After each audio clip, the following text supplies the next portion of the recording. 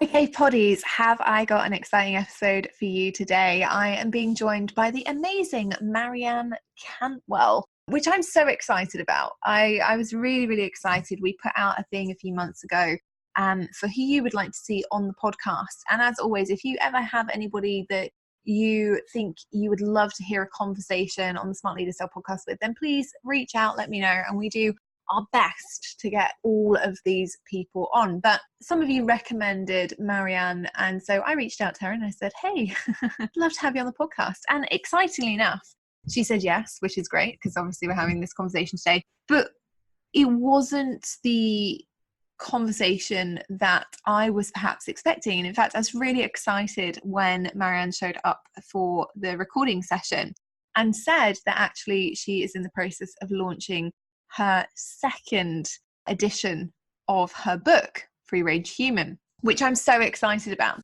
And the way that it fell was, it was completely accidental, but the way that it fell meant that actually we get to have this conversation with Marianne first out of all of the podcasts that she's going on to talk about her new book and to talk about some of the ideas that are in it.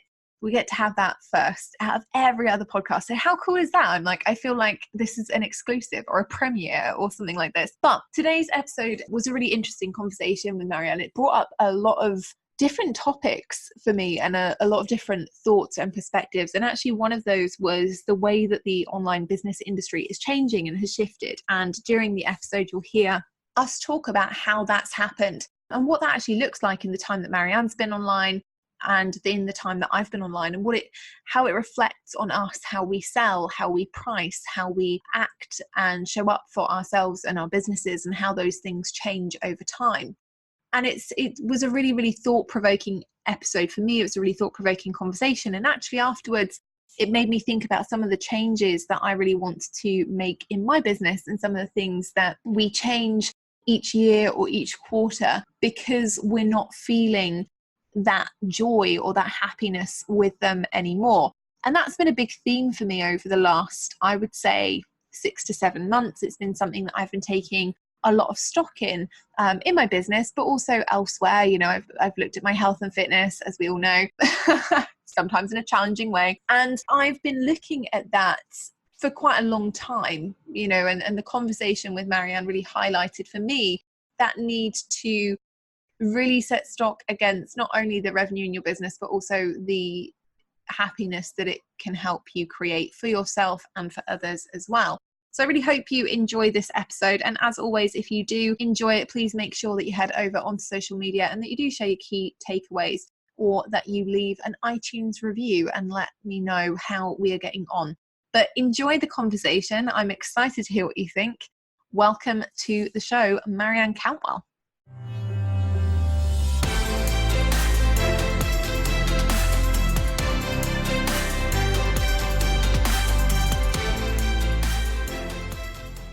So Poddies, how exciting is this? I've got to be honest, you know, one of the first things I want to do with this episode is just say a massive thank you, because sometimes we come out to you and I'm like, hey, you know, I want to know who to intro and interview on the podcast and who's thinking of good people. And we had that about 4 or 5 months ago. And a bunch of you came back, including the lovely Susan Hay, who has referred a number of very, very good guests, just as an FYI, if anyone wants good guests, go and see Susan. She knows everybody, to the podcast. And she introduced the amazing Marianne Cantwell. She's the first person to say Marianne's name and say, I would love to hear you have a chat with Marianne on the podcast. So welcome to the show, Marianne. It's a pleasure to have you. Thank you. I'm super excited to be here. I'm very excited. And this is like divine timing, because we've been kind of going back and forth on dates because your schedule is busy and my schedule is busy. And finally, we're at this point in the year where actually the dates all matched up and you are just about to relaunch or launch the second edition of your book. That's right. I'm so excited. It's actually an honor to be here and talking to you and your audience just at this point where, you know, we're talking, and I've just written a second edition of my book, Be a FreeRange Human, about a lot of the things we're going to be talking about today. So I'm really excited to get into it. I'm so excited about this. And you guys don't know this, but I'm like smiling ear to ear because before we hit record, Marianne said to me, she's like, oh, this is really cool because we're doing this podcast tour for the book and it's really exciting, but you pre-booked, so you're kicking it off. So I feel like between us all, me, you, Poddies, Marianne, we have this opportunity here to create a real buzz around the fact that the second edition is coming out this September. So if you are excited, make sure that you head over to social media, share your key takeaways from today, and just remind everybody, second edition is coming out very, very soon. Get on that list. So let's talk a little bit about how this all came into being, because I was obviously, when people came to me and said, you've got to interview Marianne, she's so interesting. I went and I did the usual stalk of your blog and the website. And I, was like, right, I'm going to get on the list for the second edition of the book and things like that. And you just have this huge journey that's so interesting. And what I loved when I was reading through your website was that you were somebody who just seems totally okay with being different in a kind of non-online marketer way. It wasn't like there was this, I don't know, faux authenticity that people can have these days, because it's become the new big buzzword.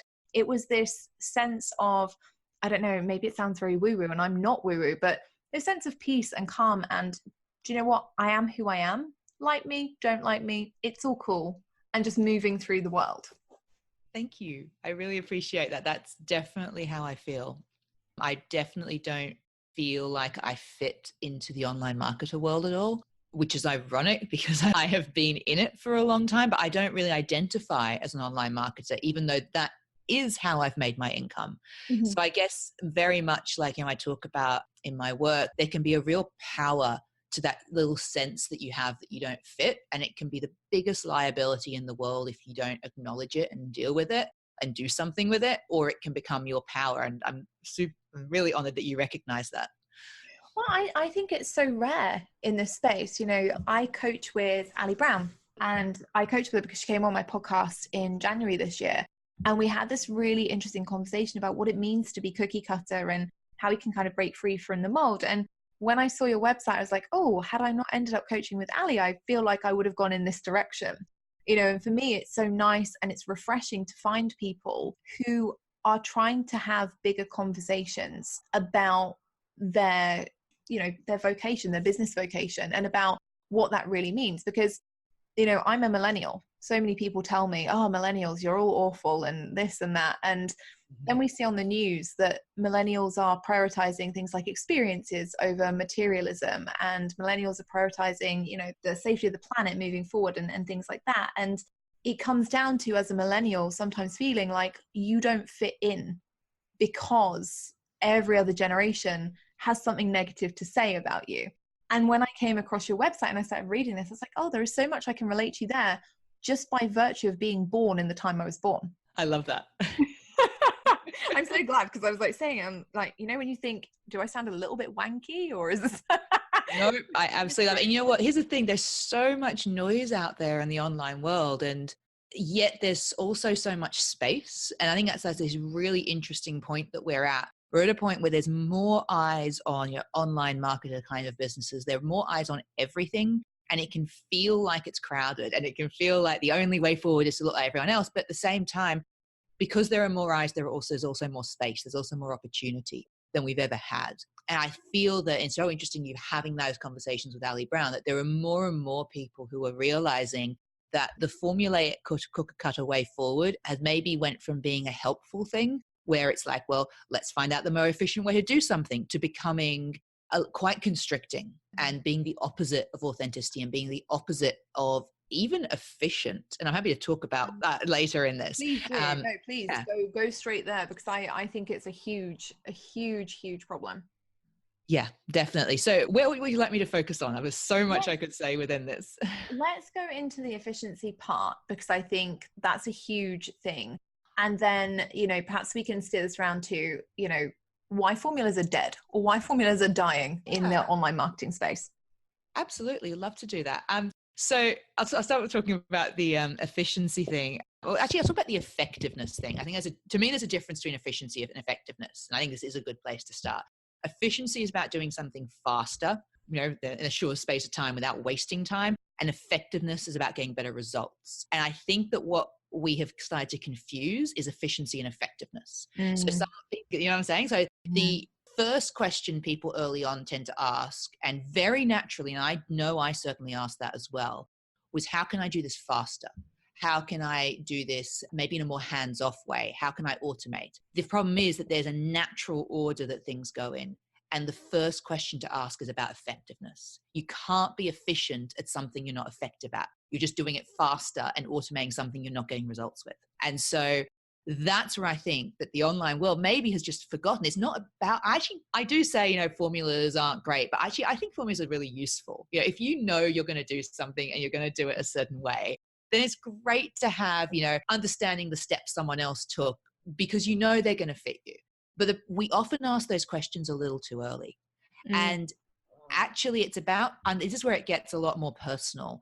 How do we understand, and I've asked myself this a lot, how do I understand where my natural flow is in whatever I'm doing? Because when I get that, when I get what my style is, and when I get what are the weirdnesses about me that make me a little different, that I might think of as liabilities, how can I turn them into an advantage? Then we can talk about how to be more effective in what we do. Once you're effective, then you can start talking about using a system to scale that and all of that, but we're missing effectiveness in favor of efficiency. I love that. I love that you talk about effectiveness there, because I think you can take that in two ways. You can take effectiveness in the way that we're talking about in terms of scale, but also in terms of, especially when you're thinking about automation and growing and scaling your business. One of the things that we can often get caught up in thinking about is how we scale, how we automate, how we become less accessible on an individual basis. But we forget that sometimes those things also can make things less effective for clients. So we have to start thinking about what does that effectiveness journey look like as well? How can we replace ourselves or recreate that experience in an automated way so that they still are able to get the same level of results and transformation? Absolutely agree with that. And you made me thinking, I love listening to the way you're talking. So it's making me thinking about, do you mind if I share a story about a few years ago? Okay, so I think most of your listeners won't know my history. So I'll tell you really briefly. I quit my job about 10 years ago. I was, worked in media, worked in sort of a strategy consultancy in the city, quit my job, started my own thing. People asked me, how did you do that? I wrote a blog called FreeRange Humans, which then was about trying to answer that question. And that unknowingly turned into a business that became my main thing. So it all started out a little bit accidentally. And I was starting this thing, and I was right at the beginning of so many of these movements. B School wasn't a thing yet. So the names you see today, we were all growing up at the same time in this space. And when I started out, I had started out with a few commitments to myself. One of them was that I was going to do things in a way that felt right for who I was, because I couldn't do that in the job I was in. So I was like, I'm not doing that sort of thing again. Number two, I was going to prioritize my life. How was I going to, as a high achiever who has an experience of burnout, type A personality, how was I going to prioritize life? And number three, that I was only going to be doing things when there was actually a real need for them, not just because I wanted to push something. And those three things are things I've been playing with over the years. So I ended up traveling full time before digital nomad was even a term, living in Bali, all of that stuff. I created my first online courses back in the day when there weren't even systems created to do that. So I was just making things with PDFs and working out how to sell them. And so I really grew up in this, what to me, and the reason I share this, Jess, is that this is a really creative space at the time. I was working out how it worked, and it creating a few of us created a lot of the foundations of where it is today. And then the first edition of my book came out. I got a book deal because of what I'd been doing. I had a following, had an online business, got this book deal. My book came out and it did really well. I think it ended up being that Tim Ferriss shared it. It was all over news stuff. It was doing well. And suddenly it hit me. I remember this moment. I was in Bali in a cliched way by the pool, knowing that I was in the wrong place. I couldn't work out why I was unhappy. I was but I've got full control. I can do what I love. I have an amazing followers who were just so I just loved the whole following. And suddenly this thing came out and I felt like the game changed and I stopped loving it. It had got, that feeling, it had gone from being this playful space. I had 3,000 followers at the time. And by the way, that was more than enough for a full-time business. And suddenly this thing was out there and all these people who weren't my people were coming in, and I felt like I was under the spotlight. I didn't feel like I could innovate. I wondered what I should be doing. And I remember this moment when I was hanging out with some online entrepreneurs in Bali, and this is just when the book had come out, and they were talking about their plans for the next year. We all hit around 6 figures at the time, and they were talking about, going for 7 figures and growing, and they're like, we're really going to go for it. Do you want to come do it with us? And I remember thinking, when does it end? What's the point where we get to be happy? And I took 3 months off at that point.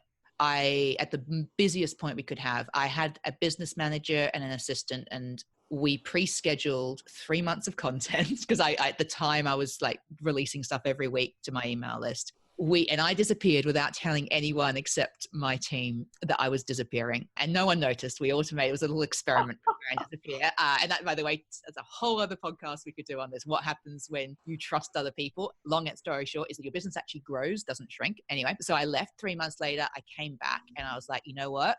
I want to keep using this amazing tool that we have. We have the internet. We have the ability to communicate. We have the ability to innovate, but I don't want to play this game anymore. Like there's, you know what I mean by the game? Like there's a certain game that's being played. And I was like, you know what? I'm glad people are playing it. I don't want to do it now. Like I want to just play, and I want to create it as who I am. And I just switched the game. I changed where I hung out, who I hung out with. I decided I wanted to be more, like, sounds silly, but I wanted to paint more. I wanted to write fiction. And I wanted to still have an online business. And so the reason I share that is, I mean, certainly not anti any of that. It's just, it wasn't who I was. It was who I'd fallen into being because everyone around me said it was the only way. And what I realized was that online business can be the most freeing tool, but only when we let it. So from that point, I ended up doing so many things. I did some new courses. We launched a membership, which I closed down the other year, but it was successful for years. I ended up buying my first place in London by myself, using the profits from my business. Like it was still growing. And then I shut most of it down. Long story short, I took most of it down a few years ago for totally different reasons. But I just want to share that to say that if you ever at that point of going, do I need to follow a formula? Well, the most effective points of my career came after that. So at the moment, after all that happened, like years later, I bought my place in London. I decided to pull down all my online courses, including, by the way, a 6-figure membership. I just closed it down. It didn't feel right anymore to be doing it. And within a week of doing that, I was asked to do a TED Talk, which genuinely changed my life. I ended up moving to California and be doing different work. And so I guess I say that we have a great tool. And if we get anything from this session, I would say don't let that tool tell you who to be. Like decide the game you want to play with the tools you have available to you. Because it's very easy to go the other way when there's so much visible out there of what people are doing. I really like that. Yeah. I really like that. And I think it's also about, there's a piece there that comes up for me around releasing expectations, because I think when I started my business, and I talk about this in the podcast a lot, we often laugh about the fact that I am a technical idiot. Like that's the only word I could use. By the way, yeah. Dinosaur, if you want to be nice. But I remember when I started my business, and everyone was saying about, you've got to have a website, and I just didn't really care.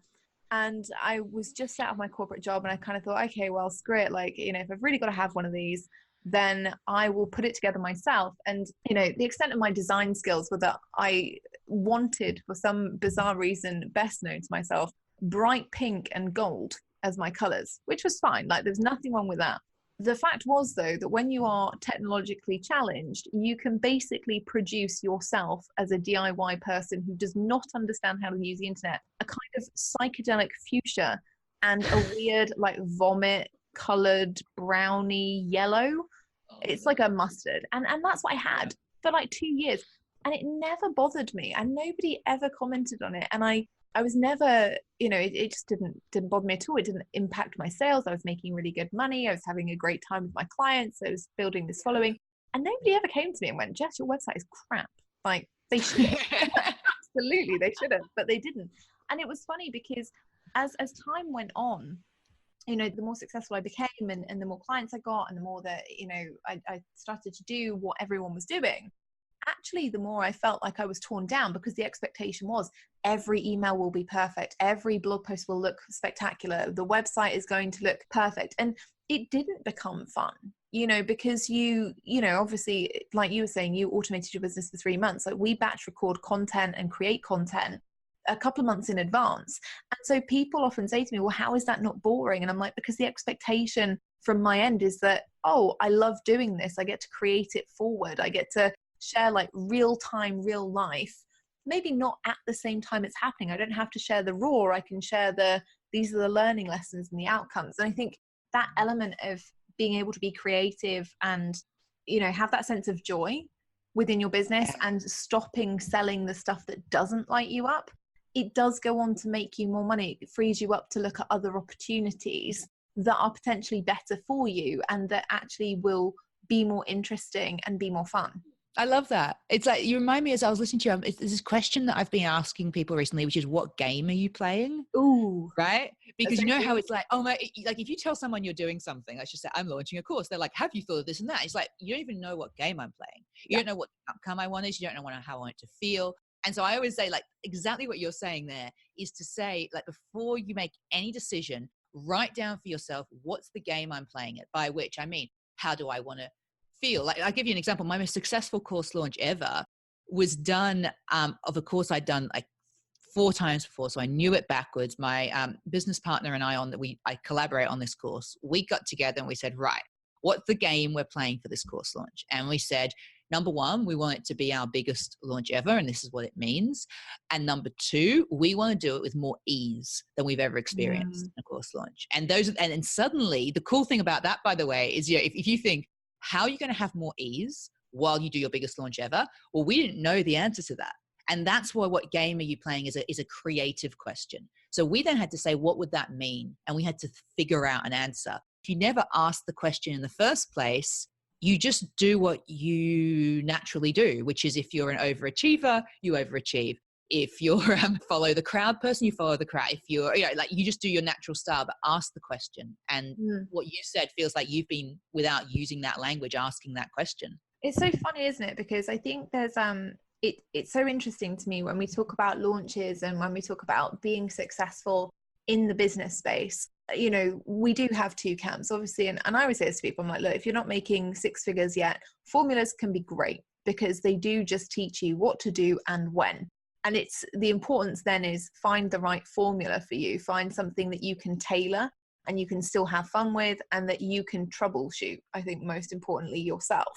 But then once you get past 6 figures, it's not really about the formula anymore, because you suddenly have that realization that actually you don't need to be like everybody else and you don't want to be, and that you don't put everybody through the same 10-step funnel, or you don't need to have the same software as everybody. You can just create, you know, your own thing. But equally, I think people are worried about giving that up. You know, what would you say to people who, you know, are thinking, well, I've got something that's working, you know, maybe they've hit 6 figures and they're wanting to hit more and they can't really see how they're going to do it. Like, it is a scary process to say, okay, well, I'm going to let go of something that's working. You know, letting go of a 6-figure membership is ridiculous. I'm really bad at letting things go. Like, don't get me wrong. That was, I could have let that thing go a year before I did, and I knew it.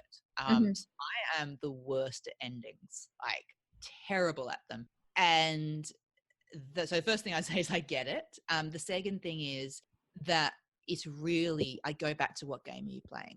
And that's what really got me clear on this. I looked at who I wanted to be, where I wanted to be over time, and what I was doing wasn't that. So I set rules for myself. So this can be really helpful, because you got to realign the game, because otherwise you're just breaking the game, and no one's going to do that. So one rule I set for myself is, every product that I put out, it has to be something I genuinely believe is the best at what it does. And at what it does, you can get very granular. So it's not like it's the best marketing tool. Like, that's a very ridiculous bar. But I would say it's the best for this type of person in this situation who feels this. Like, you want to get granular. And so I got really granular, and I looked at some of the things that I had, and I said they were really, really good.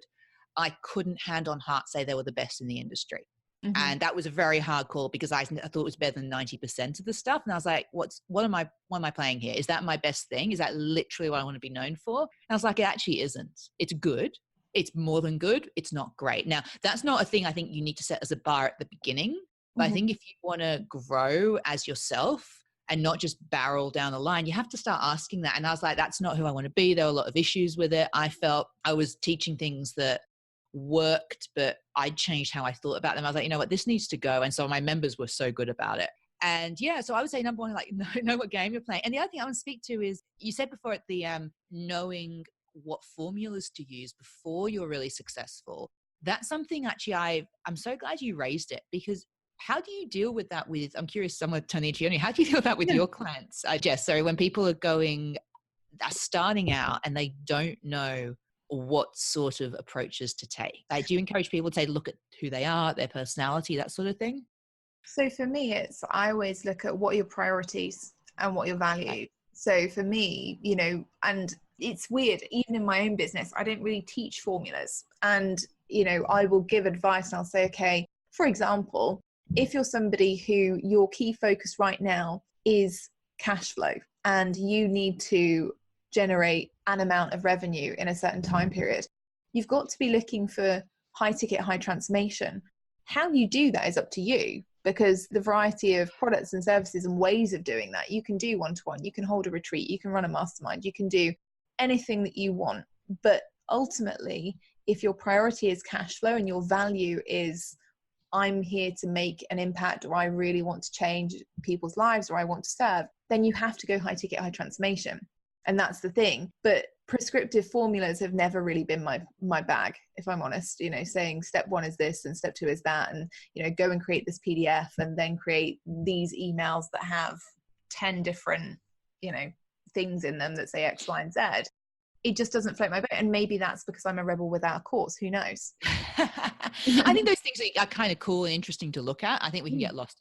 Like, I'm not against any of it. I was just like, I think that what you're saying makes a lot of sense. And what I'd add to that, something that I do a lot, and especially talk about in the book, in the second, but in the new edition, is this idea that we all have a natural flow in what I call free range land or entrepreneurship. And there are different approaches that suit different people. So some people like you and I, Jess, our natural flow is front of house. We're good at doing this stuff, like at being visible, being the front of a brand, having a following. It almost like, my friends sort of say, don't accidentally start a cult. And I'm like, trying not to. And so, like, we're natural, we speak, we have enthusiasm, we just show up in our way, and people are like, hi. It doesn't mean we don't have to try, but it means that's our natural place. There are other people, which, spoiling it in the book, we call them trusted people. And they're people who, they don't naturally chime front of house as much. They form these deep, long-term relationships with individuals, and they can take longer to get started, and their formulas are very different. So they'll be more about these relationships and less effective at brand building. And so once you know, and you start to understand where you naturally fit, and you're putting more energy into that to me is where you get real success. It's not about being, anti-following the crowd. It's about knowing what crowd actually suits you. It's not just saying, where do you want to go? It's like, well, who are you? So I always say, if someone's getting overwhelmed in what to do next, it's like asking two questions. Number one, is that thing that you're considering following, is it right for your personality and strengths? Right? So for example, for me, if someone said, and probably for you as well, Jess, the way to success is to learn how to automate everything and be really behind the scenes and learn how to do SEO and all this stuff. If someone said that to you from day one, I think you and I would never have got successful. No. Because we'd be tinkering and going, I can't show who I am. You're supposed to show all of that. We'd never be successful. And so you have to know who you are and follow something that fits that. And the second thing I would say for overwhelm is to say, is it right for right now? Which is exactly what you were saying, which is, if your thing is cash flow, your answer isn't building a brand that's going to take off in 3 years. That's just side project. Like, build cash flow. I always think it's a different energy at different points in a business or even in a project. And the first energy is hands-on. So, I'm sure you've seen this, just people who make money online with online products, their first sales didn't usually come because they built up a big email list and send out an email to their list. Like their first sale, right? Their first sale came through people they had met either face-to-face or online in individual interaction. Chime with what you've seen? 100%. And this is exactly what I teach. I don't think anyone needs a huge audience to be successful. One of the programs that we run is something called Cash Creation. We run it once a year. And it basically teaches people, this is how you make money with any sized audience, just by leveraging what you already have. Because, when I came online, everyone was like, oh, you have to run Facebook ads for at least 6 months. And then once you've got an audience of like 15,000, then you launch a course, and then you do this, and then you do that. And there were so many people who were trying to do that, and they were miserable, and they weren't making any money, and they weren't enjoying it. And by the time their course launched, they didn't care about it. They were just like, oh, I just want it to be done. I just want to make some money and recoup the cost of these crazy ads and all this kind of thing. And I was just sat there like, oh, well, this, yeah, I sat there thinking, oh my God, I feel awful because I'm finding this really easy. And I'm just here, and I'm just, doing some coaching and doing my thing, and people are buying stuff, and, 6 figures. Well, that's pretty easy for me. But it was because I wasn't letting myself get stuck and kind of bogged down in what everyone else was doing and prescribing. And I was looking at, well, what are my strengths, and how can I play to them? Jess, you're awesome, because what you're saying there is so bang on. I got really curious a few years ago about these questions, about this idea of the one way to success right now is this. And I got curious because I'm not someone who just throws out formulas. I'm just like, is that correct? I'm someone who likes to think things through. And I'd look at it and I'd just be like, wait a second, everyone who's having success with those things already had sold stuff. I call ads are a multiplier. If you have something successful that you have proven that particular funnel works, go run ads on it, because you're multiplying. If you've never, I know they grow your email list that way. Great. Do you know how to sell to your list? Have you sold to anyone before? Learn how to do it before going and investing in all the all the trendy stuff. And when I see how you've done it, it really maps. The second thing I did was then I went out and I did a survey, I talked to about 100 different people, and for a course I was doing, of people who were already established out there, who were doing stuff in their own way. And I asked them, how did you make your first $1,000? That was the only question. And I was like, not how did you grow, how did you make your first 1,000? Guess out of that, how many people did it by saying, I sold to my following? 0. One person, who by the way is a unicorn. One person, and it took her a year. Wow. One. And I was like, I purely sell via my email list and social now. But my first clients came because I partnered with this organization to run workshops in London under their brand. My first clients were people I met in that room. My first email list was handing out a piece of paper people put their names down on. So when they got to my list, they were warm. So I got to sell to my list earlier than most people would, because I'd met them all. So these are the stories we don't hear. And the more I gathered that data, I was like, it makes me really sad sometimes. And something I'm really passionate about, sounds like you are as well, to see when people hit a point of success that they really forget how they got there. So, you hit a point of success and you go, oh my gosh, I ran Facebook ads. Now I'm really successful. I wish I'd done that earlier. I'm like, I think there's a profound misunderstanding of the natural energy of how business grows. It grows hands-on, then hands-off. And you're teaching people hands-off because you think you made a mistake not doing it earlier. You didn't make a mistake. You didn't. You did it right. So, yeah. What you're saying, that's so funny, because it's also so interesting because it, for me, raises those things around when we see people who are successful for a time and then things just blow up, right? It doesn't work anymore. Suddenly, they can't make the ads work or whatever that looks like. And when those clients end up coming to people like me or to you, the question that I'm always asking is, okay, so what did you do that worked? And are you still doing it? And the answer is always no. Yes. They outgrow. I agree. Yeah. Keep it simple. Keep it simple. Just do and, it. Be honest. Here's me giving an example, Jess. I have, one thing I was told all the time is, gosh, you have these courses that are working really well that sell effectively. You should do more affiliates. You should get more affiliates in. My success with affiliates has been abysmal. And every year I'm like, no, this year we're going to nail it. This year we're going to I've discovered I only have success with affiliates when their following is super aligned with the feel of mine, which is very sensitivity to them. I have had I've done pitch stuff to a group of, I think it was it 100, they had 100,000 followers or more and got no sales on a product that sells out in other areas. And I learned that my stuff touches such a specific type of person that only about 2 people I know can affiliate it effectively. And when they do really well. So I was like, okay, turn off this idea of affiliating. I have my 2 friends who'll affiliate it and maybe 1 or 2 more in the future, but stop. I used to spend 50% of the energy of every launch on affiliates. Yeah. And get 10% of our sales from that 50% of energy. So, you know, if someone would come and say, how should you grow your business? And if I would say, oh, I need to affiliate more, like you say, that would have been the wrong answer, because I have continually seen that's where 10% of my success comes from. It's like, yeah, do it to get the 10%, but don't put 100% of your energy on something that isn't in your flow. That's what I think is the most important thing. I love that we're so in alignment on this. I really love that. I love it because it's so true. I think, you know, the sad thing when it comes to selling is that I think, you know, everyone makes it very, very complicated. And I've always said to people, look, you need eyeballs. You need people to look at your offer, and you need to actually create an offer that meets and solves a problem that they have. And that's it. You know, sales inherently is not difficult. What is difficult is that so many people spend so long trying to put the wrong offer in front of the wrong people. You know, and I love that you're talking about that alignment, because, you know, we see it so many times now where we have incredibly talented people, you know, who are health coaches or wellness coaches or VAs or whatever. And then they'll go to one of these crummy bro marketing events where someone says, oh, you can't make any money in that industry. Go and be a business coach, and then you'll make a ton of money.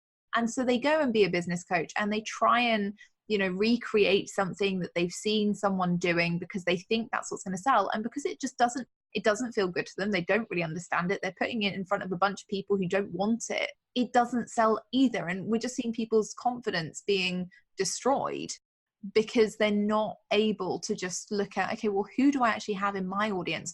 What do they want? I will solve that problem if that's what I'm qualified to do. You know what, there's so little talk about quality, about being actually really good at what you do. And I think that's kind of underneath what you just said. A good business opportunity is not a good business opportunity if it's not in your flow. It just isn't. And it's not, and I know it can sound like, oh, that's a really impractical thing. So actually it's really practical. If you are the product of what you're doing and you're not being the best quality product, you're going to have a harder time selling that in the end, unless the thing you are best at doing in the world is marketing, in which case you're probably not listening to this. You're probably actually going out there and doing it already. So it's like, if the thing you're not best at in the world is marketing and sales right now, then you have to be good at what you do. And even if you haven't had like 20 years experience at it, then if you're someone who can absolutely kill it, for example, let's just say it being a web designer. And I'm sure you've heard this before, Jess, you know, web design is such a crowded field. I don't know if you've experienced this, but when I look for a web designer, it took me months, even with my incredible network, including, you know, people you've interviewed on your show. No one can recommend me a great web designer, because the great web designers went off and did other things. They were booked out. They were booked up for a year. I finally found mine. Turned out that she'd be a reader of mine. No. Absolute unicorn. Yeah, total coincidence. I had no idea she knew me at all. Anyway, she was trying to be a total unicorn in what she was doing. And I was like, do you know how rare it is to find one of you? And I think of that every time. VAs are the same. There's a billion VAs out there, but finding a great VA, and great is different for everyone, but for me, great means something specific, is hard. And that's what I mean. There might be a lot of people out there, but finding someone being the one who is really great at it for that type of person, if you nail that and you communicate it, whether your thing is that you're so great that everyone tells their friends immediately, or that you have an amazing online presence, you can kill it. And you can do better than someone who is taking a smart idea that's out of flow for them and pushing up against a wall with it. So I always say, be very careful of what you're doing. It doesn't mean, by the way, choosing a really stupid idea. Like, there'll be a way of doing it, but just before you walk away from it, just ask yourself, how close is it to who I am? Just be practical. Right? Yeah, I really love that. And that point you made there about, you know, you can either be so good that everyone tells their friends, or you can have this amazing online presence. I think that's such an important one, because now everybody thinks, well, I have to have the amazing online presence. And in actual fact, not everybody's built to. You know, I hate social media. I'm very rarely on Facebook. My personal profile is full of pictures of my dog and, you know, random Spice Girls quotes. And, you know, people often say, oh yeah, but Jess, if you just promoted a little bit more on it, or you just did this. And I think, well, that's not who I am. But the great thing is that for the last 5 years, people have said to me, oh, you're like the best kept sales secret. And I'm like, yeah, because I get so many word of mouth referrals, and we have affiliates for products who go ahead and they sell them and they tell their friends about them and we reward them and things. And that's great for me because that's what works in my business. That's what works for me. I like relationships. That's how I like to do things. But, I watch some of my clients who are phenomenal on social media. They are always online. They have these amazing pieces of content that are going out, like you were saying earlier, once, twice a week, sometimes more. They're accessible. They're running phenomenal communities. And I think it does come down to, it's that personal choice. And again, it comes down to the question you were asking earlier about, what's the game you're playing? Who are you? Who do you want to be in that situation? Exactly. Absolutely right. And there's a lot of way you can't, it sounds really trite, but it's true. You can't win the game unless you know what the game is. Like you can't. You're chasing your tail. You're getting lost in all the should do's until you know your game, what your actual aim is, what the priorities are, who you are within it. How do you want that? Like you can play a micro game. How do you want the next 3 months of what you're doing to feel? What are the outcomes? Until you know that, you can't win it. And that's when we start spinning and we start comparing. When you know it, you can kill it. Like it's a lot more focused. And so you mentioned all this stuff and I was like, this is so much. By the way, the reason I decided to update the book, FYI, though I don't think I've told you this, is all of the stuff we've been talking about. So the original edition, we talked about it, but the world was a little different in 2013. Or actually I wrote it in 2012 and came out in 2013. And these conversations weren't as important then. And now they really are. So when my publisher said, would you like to do a second edition? I was like, normally I would never. I was like, why would I do that? And this time I was like, yes, we get a new cover and I get to rewrite this. And that's so important because we hear this all the time about overwhelm, about navigating comparisons, about working out how to use your weirdnesses and your differences to your advantage. That sort of thing is so important, I think, right now. I completely agree. And I just love that. And I'm so excited for the second edition to land on my desk. I was saying earlier for you guys who weren't privy to our pre-record session that I was like, I've ordered the second edition because I don't want to order the first edition if a second edition is coming out. Like I want to order the second edition and push it up Amazon and get to hear all the good stuff. So tell us about the book. Like, what can people expect if they perhaps have already bought the first edition and are going to buy the second, or if they are newer to your world and are like, right, I've heard Marianne now, I'm going to go and pre-order that. What are they going to expect from it? Well, for people who haven't heard of it, I'll start with you guys. It's Be a FreeRange Human. And by the way, it's beafreerangehuman.com. So go and check it out there. And it is really about for people who want to be doing something different, whether you're still in a job or whether you've started already, right? You can be in either category and you want to be doing something different, most likely a business. And you want to work out what that could be in a way that suits you, how you can do it in a way that honors who you are, and most importantly, the life you want to create. Putting the life you want to create at the core of what you're doing is so important. It's like how to get an idea that works, but also how to mold an idea or mold what you're already doing to be more successful, but also to fit who you are even more. That's what the book's really about. We do talk a little about location independence because that's what I've done, but that's not the focus. So it's got loads of stories. It has different approaches. The updates for people who have read it, very much what we've talked about in this interview. We have I actually took out, by the way, Jess, I took out this old chapter in the last part of the book, which was about online marketing, and it was about growing an email list. That's been removed, and that was a core part, and we removed it and put it as a bonus. So it's still available, but it's as a bonus now in linked to from the book. And we replaced it with a 3-part kind of a personality profile, but a self-assessment called the FreeRange Styles. Ooh. Where I know it's super. I just did it in collaboration with an old client of mine who is a personality expert for entrepreneurs, and you self-identify and you work out how do you bring your business to life? What are the pathways? What are the 3 main pathways? And where do you best fit in that? And it's not a formula. It's more knowing what do I pay more attention to and what do I maybe have to focus on less than I may have been telling myself. So we've got that new stuff. There's a whole new chapter that I think you'll love called But What If I'm Not a Shiny-Haired, Always Confident Entrepreneur?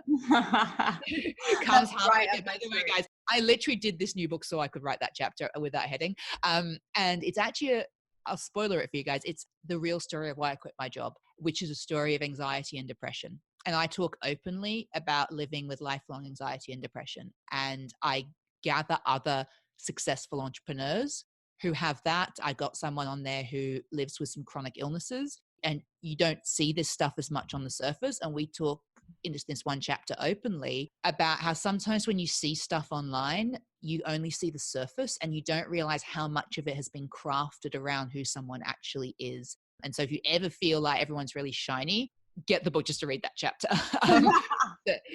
It's probably my favorite piece in there. So there's loads of stuff like that in there. And I'm super excited because the first edition, it was one of the first books talking about this sort of stuff at all. And it was a bestseller in the UK. It was translated around the world.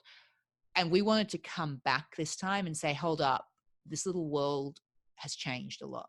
And let's have a conversation about that.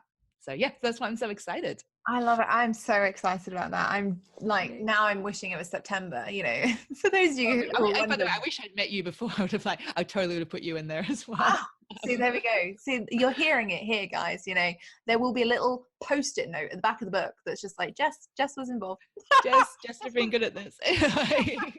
No, thank you so much for coming on today. Seriously, the conversation has been amazing. And you know, I massively appreciate all the poddies who recommended you, because it's so rare and it's so refreshing to get a really good overview of what life looks like through the bubble. You know, if you know what I mean. The online space has become this bubble, and it's so rare to find people who were on the beginning side of it, who were kind of traveling through it, and who, you know, may or may not be there when or if the bubble, you know, bursts completely, or whether it just goes through yet another transition phase. And it's just so interesting to see what other people are making of that. Thank you. It's been an amazing conversation. This has been really fun. Thank you for having me. Well, thank you for having me. Thank you for coming on. Like we've interviewed each other, so it's good. It's always good. It's always good. But poddies, seriously, if you have been interested in this conversation, it's something we've raised on the podcast. There have been numerous episodes, solo and guest episodes, where we've talked about the importance of really building what you want. Please make sure that you head over and pre-order the book, pre-order the second edition. You know, obviously if you want to go out there and get the first edition because you want to see the cool chapter on email list building, and you know, you can see that in a second. But yeah, yep. I would definitely just get the second edition. I think that's always the best way to go. Make sure that you head over. We've got Marianne's links in the show notes for you, so mariannecantwell.com, or you can go over to beafreerangehuman.com, and that's where you can find out everything about the book. Is there anywhere else that people can find you or can keep in touch with you? Yes. So yes, if you want to know more about me, it's mariannecantwell.com. I'm all over Instagram at FreeRange Marianne. I'm usually on stories. So if you do your stories, go and like follow me and follow the stories. I am at mariannecantwell.com, beafreerangehuman.com to pre-order the book, or if it's already out, it's past September, then just order it from beafreerangehuman.com, and free-range-humans.com is where all the other good stuff happens, with, you know, the occasional course and everything else that's going on. So make sure you get on my email list. I'm going to be a lot more active on there from around all this year onwards. So get on there. I love it. However you want to connect, I'd love to be in touch. Oh, I love it. Thank you so much for coming on today. Poddies, if you have enjoyed this episode, make sure you head over onto social media or onto Instagram and just let us know how we did today, and feel free to tag us in your key takeaways from this episode. And I will see you on Monday for another sales insight session. We've got some juicy stuff coming up, so make sure that you hit that subscribe button and that you keep it all coming straight into your download box.